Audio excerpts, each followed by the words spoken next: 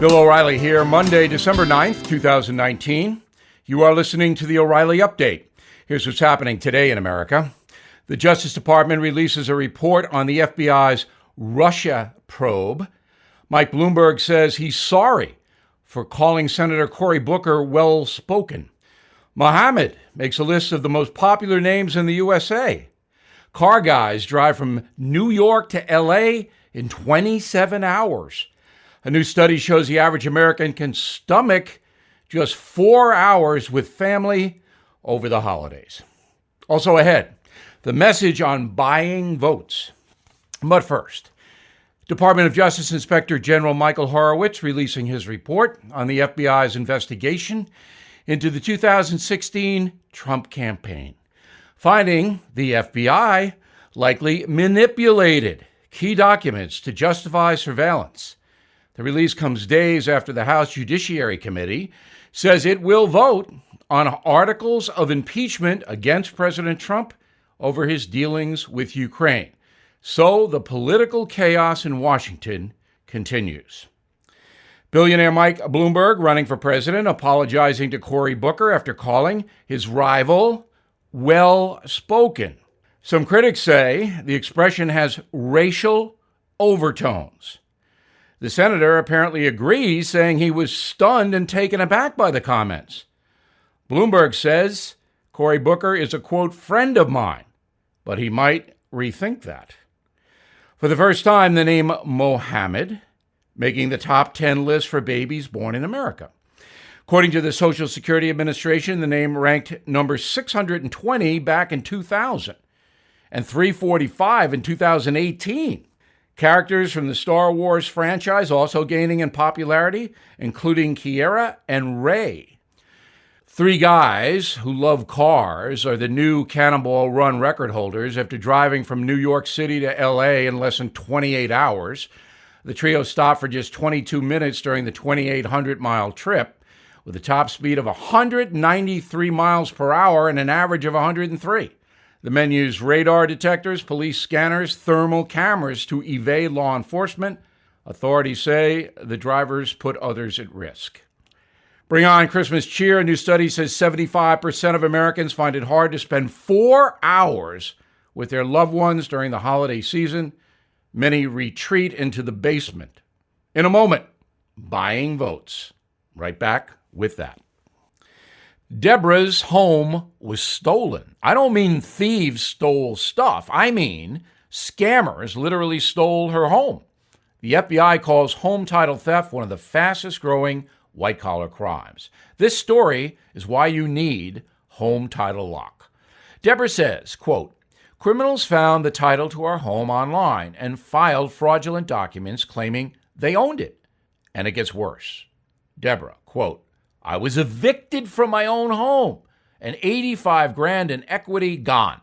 Nobody believes you can get your home stolen this easy, unquote.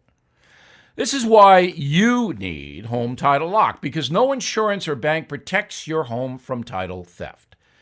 First things first, please go to HomeTitleLock.com and register your address to see if you're already a victim and don't know it. Then sign up to protect the legal title to your home so you don't end up like Deborah. And to get you started, I got you 60 risk-free days of protection. Please go to HomeTitleLock.com. HomeTitleLock.com. Time now for the O'Reilly Update message of the day, the Democratic Party and the American worker. You may have noticed that France is now besieged by labor problems. The country's in chaos as almost 1 million people are in the streets protesting the government wanting to change the pension system. Why? Because it is bankrupting France. Now, there are 67 million French citizens, about 80 million, 85 million in the country. In the USA, there are 330 million. Yet, the Democrats are promising entitlements like they have in France for workers. How did we get here? In 1946, right after World War II, under pressure from the growing French communist movement, Charles de Gaulle, the president, allowed a vast giveaway to French workers. Today, 35 hours a week is the law. If you work any more than that, they have to pay you a colossal amount of overtime. Your employer has to cover your public transportation costs to and from work. You get 16 weeks of paid maternity leave. You get health care. And you get a lavish pension very early. The unemployment rate in France, 8.4%. Here in the USA, 3.5%. Now, the French workers are angry because Emmanuel Macron, the president, wants to change the pension system because the government really can't pay it. They are running up record debt in France. The current system says that most French workers can retire at age 62. However, if you're a train conductor, you can leave your job at 52. Public utility employee, 57. If you are a member of the National Ballet, you can retire at age 42. On average, pensioners receive 75% of their earnings right before they quit, meaning a train conductor can earn more than 100,000 euros at age 52 for the rest of his or her life. France spends 14% of their entire gross domestic product on pensions, and they can't afford it any longer. However, the workers say, hey, that's your problem, not mine, and we're going to disrupt activities all over the country if you try to cut back. Enter the USA, where the Democratic Party is basically promising workers everything. They want the French system. But again, we have 5 times as many people as they have in France. And we have a $23 trillion debt already. So if those entitlements were ever enacted in the USA, this country would go bankrupt. Yet the Democratic Party says, no, we'll tax the rich. We'll tax corporations, which would lead to higher unemployment and more benefits, unemployment, food stamps like that from the government. So that's what's going on. Think about it next November. I'm Bill O'Reilly, and I approved this message by actually writing it. For more commentary, please visit BillO'Reilly.com, where you can see me every night. Directly ahead, something you might not know. Millions of Americans have been diagnosed with cancer or a serious illness. If you are one of them and money is a problem, you're not alone. It's simple. If you own a life insurance policy of $100,000 or more, then Life Guide Partners can evaluate your coverage for free to see if you qualify for cash now when you need it the most. Be ready to take down this number. If you own a life insurance policy of $100,000 or more and you are living with a serious illness, then Life Guide Partners can evaluate your coverage free to see if you qualify for cash now. So write this number down, 1-888-GUIDE-50. Totally free to call. Get rid of those insurance premiums. Stop paying them. Consider turning that life policy into cash. The number again, 1-888-GUIDE-50. 1-888-484-3350. 1-888-GUIDE-50. Call now. Now the O'Reilly Update brings you something you might not know. The modern music industry is very different from the early days of record sales and concert tickets.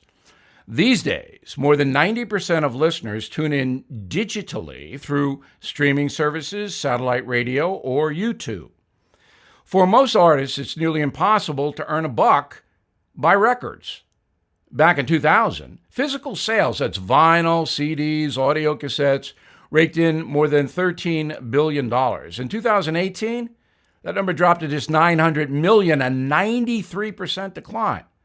Despite the hardship, a handful of artists still managed to strike it rich by touring.